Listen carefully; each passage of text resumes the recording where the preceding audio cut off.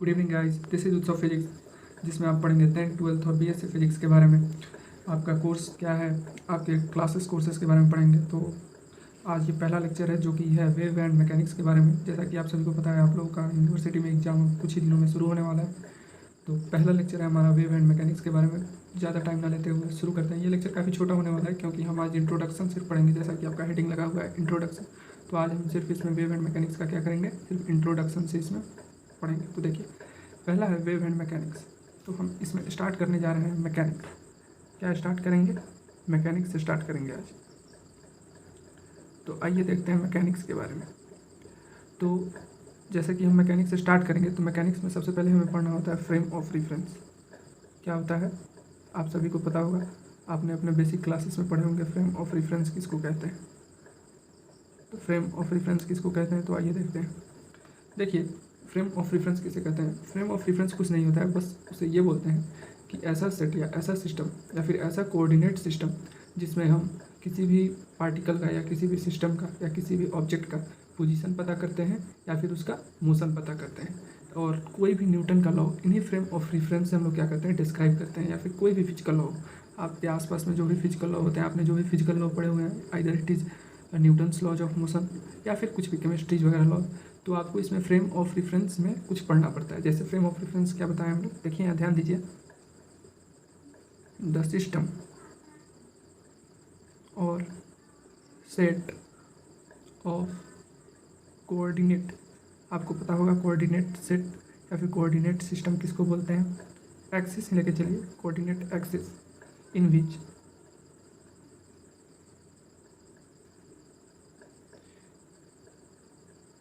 Position और motion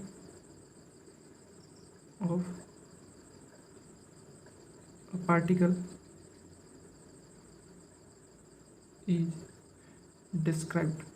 क्या होता है, डिस्क्राइब किए जाते हैं। And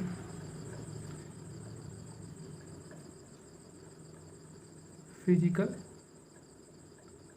laws are form form या फिर आप ये भी बोल सकते हैं फॉर्मुलेटेड। क्या होते हैं, फॉर्मुलेटेड, मतलब इसमें फॉर्मुलेट करते हैं। देखिए, फ्रेम ऑफ रेफरेंस कुछ नहीं होता है, द सिस्टम या set of coordinate axis in which position of motion of a particle is described and physical laws are formed and formulated. जिसमें हम क्या करते हैं, कुछ फ्रेम ऑफ रेफरेंस होता है। क्या होता है, ये आपका डिफिनीशन हो गया। ये डिफिनीशन अगर आपको पता हो तो आप लिख लेंगे।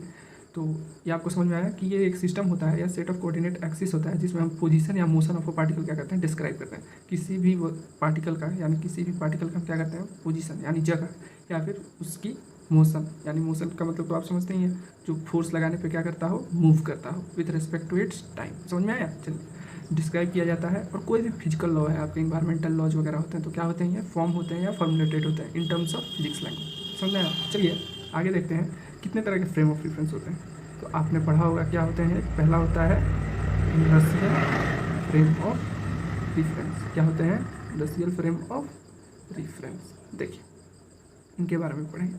तो इंडस्ट्रियल फ्रेम कुछ नहीं होते हैं। क्या होते हैं ये, कि इसमें कोई भी बॉडी पे अगर हम फोर्स नहीं लगाएंगे। देखिए, एक समझिए, कोई भी ऑब्जेक्ट है आपका, जैसे कोई भी ऑब्जेक्ट ये रहा, एम मास का आपने पढ़ा होगा 12th में। अगर इसमें हम फोर्स लगाते हैं तो क्या होता है, ये कुछ मूव करता है या नहीं करता है, कुछ मोशन गेन करता है। तो कह रहा है कि अगर हम कोई एक्सटर्नल फोर्स ना लगाएं, जैसे कि अगर हम कोई एक्सटर्नल फोर्स नहीं लगाते हैं, तो वो मोशन भी हमारा यहाँ पे क्या होगा, बॉडी का मोशन क्या होगा हमारा, क्या होगा, जीरो होगा या नहीं होगा। अगर हम कोई एक्सटर्नल फोर्स नहीं लगाएंगे तो मोशन क्या हो जाएगा, जीरो होगा। तो देखिए, कह रहा है कि अगर कोई फोर्स अगर किसी बॉडी पे हम नहीं लगाते हैं और वो बॉडी वहीं पे क्या होता है, रुका हुआ रहता है या नहीं रहता है। या फिर कोई बॉडी यूनिफॉर्म वेलोसिटी में ट्रेवल करता है, तो क्या करता है, कोई ना कोई यूनिफॉर्म वेलोसिटी में ही यूनिफॉर्म मोशन शो करता है। तो कह रहा है कि अगर हम किसी बॉडी पे फोर्स नहीं लगाएंगे तो क्या होगा, वो या तो रुका रहेगा या फिर वो क्या करेगा, वो यूनिफॉर्म वेलोसिटी या यूनिफॉर्म मोशन में चलता रहेगा। तो इसलिए हम कह सकते हैं, यहाँ पे देखिए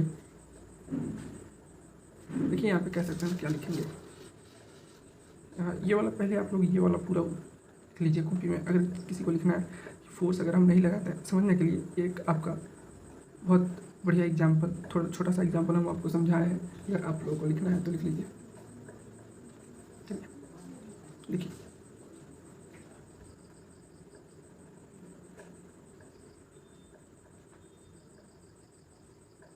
any frame of reference that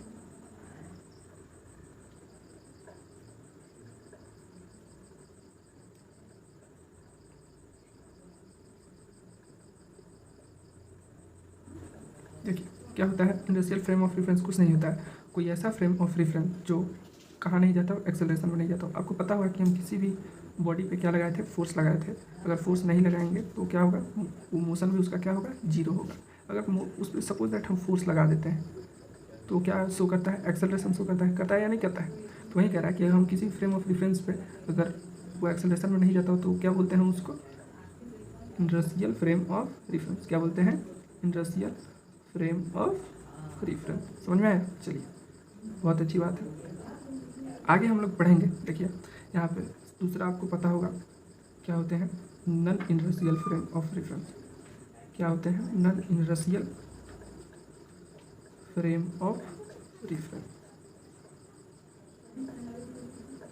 होते हैं या नहीं होते। देखिए इनके बारे में पढ़ते हैं, क्या होते हैं non industrial frame of reference. तो देखिए जैसा कि पहला एग्जांपल हम लोग दिए हैं, ये कोई मास हो, कोई भी बॉडी में, मास नहीं कोई बॉडी, इसमें हम क्या लगाते हैं, फोर्स। तो ये किस में आता है, एक्सेलरेशन में। किस में आता है, एक्सेलरेशन। आता है या नहीं आता है, ये हम आपको 10th-12th लेवल के बेसिक लेवल पे लेके चल रहे हैं।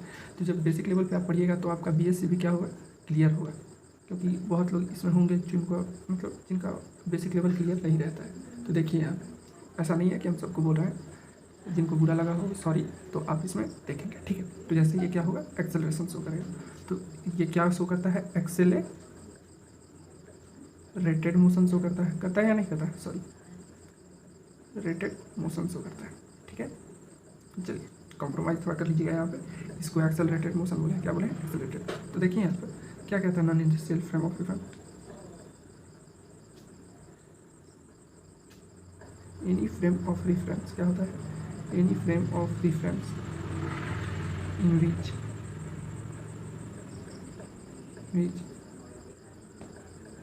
System shows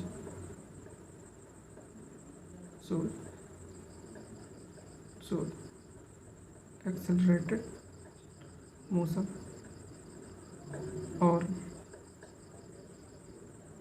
it goes into acceleration।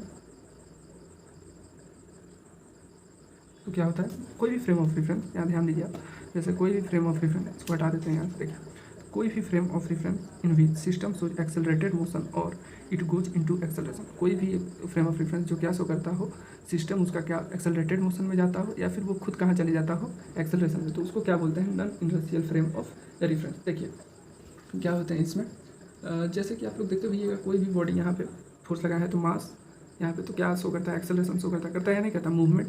तो ये किस में जाता है, एक्सेलरेटेड मोशन। तो कोई भी फ्रेम ऑफ रेफरेंस जो एक्सेलरेशन शो करता है तो क्या होता है, non industrial frame of reference. समझ में आया। देखिए एक और इसका पॉइंट होता है, आप लिखेंगे यहाँ पे, दिख रहा है या नहीं, देखते हैं।